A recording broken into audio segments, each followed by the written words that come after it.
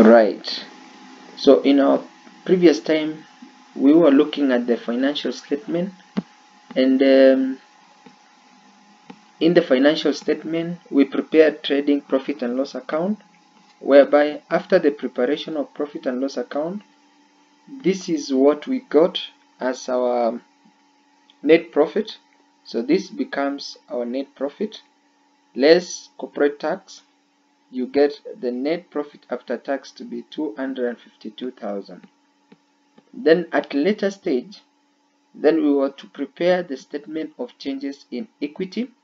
So this will give us the adjustment, the increase or decrease in capital, reserves, retained earnings, and creates a composition of retained earnings.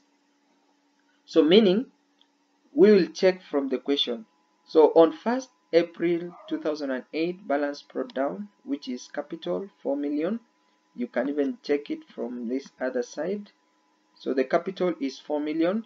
Reserves, checking at the reserve, do we have reserves? Yes. General reserve 250,000, which is this, and then retained earnings.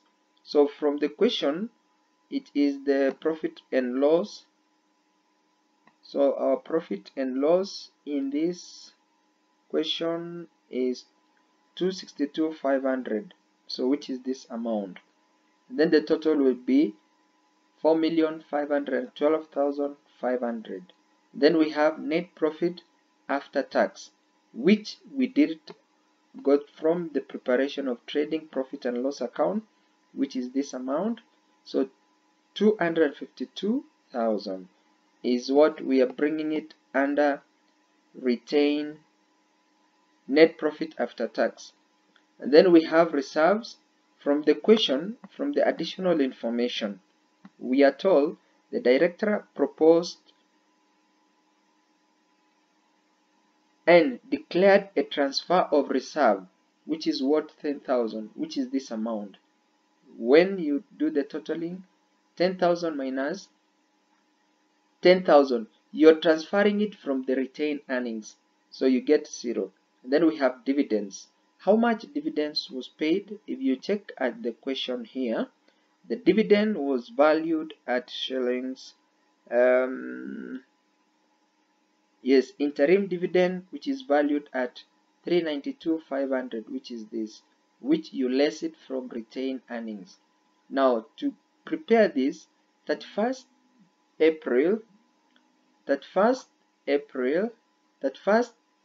March 2009, balance carried down. Capital is 4 million. You total vertically. 250,000 plus 10,000 gives you 260,000.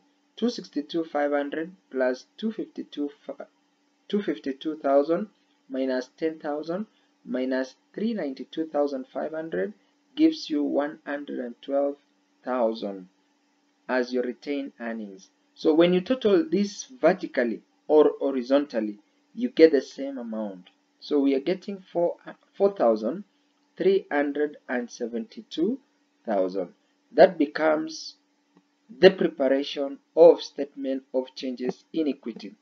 Finally, we now prepare the balance sheet. So we prepare the balance sheet.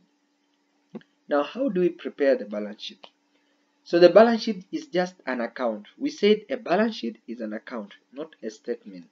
So this is how you will get the preparation of a balance sheet. We will prepare a vertical format. So we start with non-current assets, cost, depreciation, amount. Premises. You go to the trial balance or the information from the trial balance. So we have the premises. Premises is 3,072,000. Depreciation, there is no depreciation. Total amount is 3,072,000. Planned is 3,300,000.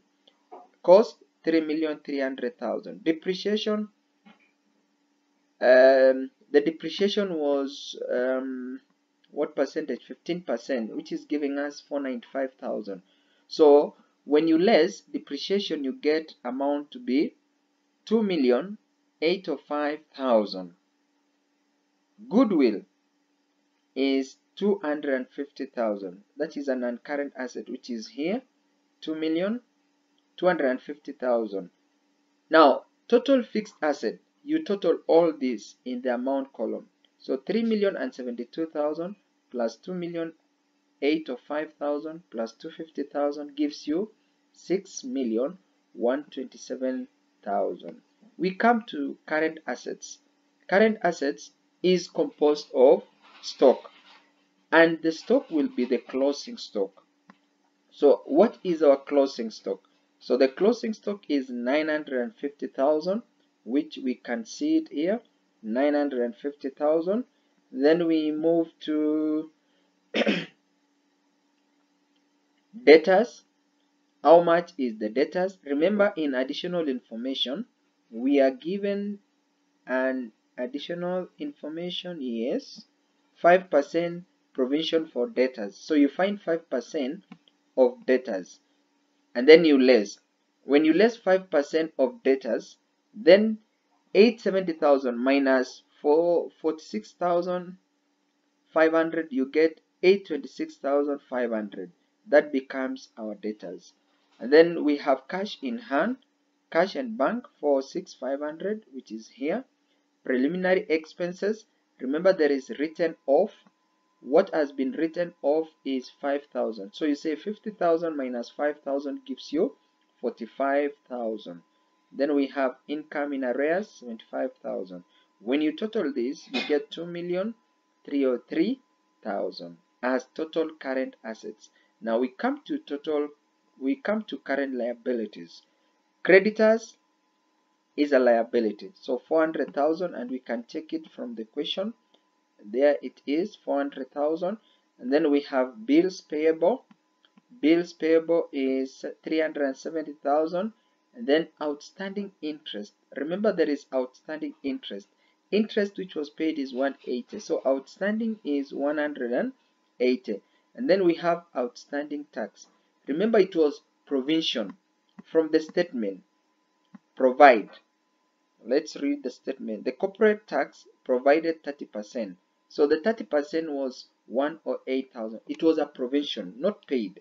So when you total this, you get 105,800 or 1,058,000. So you say total current asset minus total current liabilities gives you net current asset. So our net current asset is 1,245,000. Now total fixed asset 6,027,000 plus net current asset 1,245,000 gives us 7,372,000. That is what we call capital employed. Now this being our capital employed, so we move on. Once we get the capital employed, we started with assets, so we are moving to liabilities. The word that joins assets and liabilities is financed by. But if we had started with liabilities or capital, then the word joining capital and assets will be represented by. But now we are talking about financed by. Financed by what? Share capital. How much is the share capital? Our share capital is 4 million, which you can prove there. Then we have reserves, 260,000, which we can check this from our statement of changes in equity. Reserves 260,000. Then what else do we have? Retained earnings is part of the equity capital, so retained earnings is 112,000. So when you total this, you get equity capital. What you did in the preparation of statement of changes in equity gives us equity capital, which is 4,372,000. Then we come to debt capital. One of the debt capital is debentures. So our debentures in this case was 3 million. So 12% debentures, which is 3 million. Let me write it. So So 12% debentures, which is 3 million. So 3,374,000 plus debt capital 3 million gives us capital employed, which is 3,372,000. Now that creates, or that brings in, the preparation of the balance sheet. Always remember this: when you are preparing a balance sheet, the totals of the asset side and the totals of the liability side must be equal. And this we can prove it from our preparation of this account, that for sure it has balanced.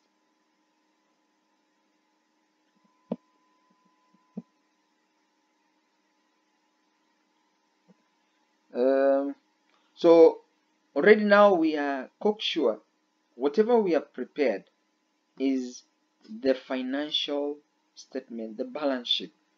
So in other words, let me showcase now everything. In other words, we are saying, when you are told prepare financial statement, the accounts you are supposed to prepare, number one, is the balance sheet. And always remember the title.